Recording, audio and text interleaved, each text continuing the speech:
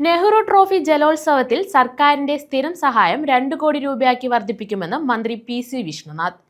NTBR executive യോഗത്തിലാണ് മന്ത്രി ഇക്കാര്യം അറിയിച്ചത്. 11 കോടി രൂപ CBLനായി നീക്കിവച്ചിട്ടുണ്ടെന്നും മന്ത്രി പറഞ്ഞു. നെഹ്റു ട്രോഫിയിൽ ഒന്നാമതെത്തുന്ന ചുണ്ടന് 25 ലക്ഷവും, രണ്ടാം സ്ഥാനക്കാർക്ക് 20 ലക്ഷവും, മൂന്നാം സ്ഥാനക്കാർക്ക് 15 ലക്ഷവും, നാലാം സ്ഥാനക്കാർക്ക് 10 ലക്ഷവും നൽകും. നെഹ്റു ട്രോഫി ജലോത്സവത്തിൽ സർക്കാരിന്റെ സ്ഥിരം സഹായം 2 കോടി രൂപയാക്കി വർദ്ധിപ്പിക്കുമെന്ന് മന്ത്രി പി.സി. വിഷ്ണുനാഥ് അറിയിച്ചു. ബോട്ട് റേസിന്റെ എക്സിക്യൂട്ടീവ് കമ്മിറ്റി യോഗത്തിലാണ് മന്ത്രി തീരുമാനം അറിയിച്ചത്. വള്ളങ്ങളുടെ മെയിന്റനൻസ് ഗ്രാന്റിന്റെ കാര്യത്തിൽ ബജറ്റ് നിർദ്ദേശം ഉൾപ്പെടെ പരിഗണിച്ച് അനുകൂലമായ തീരുമാനമെടുക്കും. CBLന്റെ പ്രവർത്തനങ്ങൾക്ക് ബുദ്ധിമുട്ടുകൾ ഉണ്ടാവില്ല. ഇത്തവണയും 11 കോടി രൂപ CBLനായി നീക്കിവെച്ചിട്ടുണ്ട്.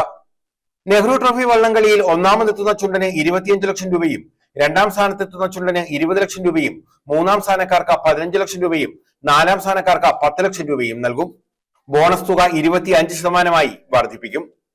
യോഗത്തിൽ ജില്ലാ കളക്ടർ ഷാജി വി നായർ അധ്യക്ഷത വഹിച്ചു. Kodikunnil Suresh MP, AD Thomas MLA, നഗരസഭാ ചെയർപേഴ്സൺ മോളി ജേക്കബ്, മുൻ MLAമാരായ advocate A.A. Shukkoor, CK Sadasivan, KK Shaju, ചുണ്ടൻവള്ളം ഉടമ അസോസിയേഷൻ പ്രസിഡന്റ് RK കുറുപ്പ് തുടങ്ങിയവർ പങ്കെടുത്തു. News bureau, Alappuzha.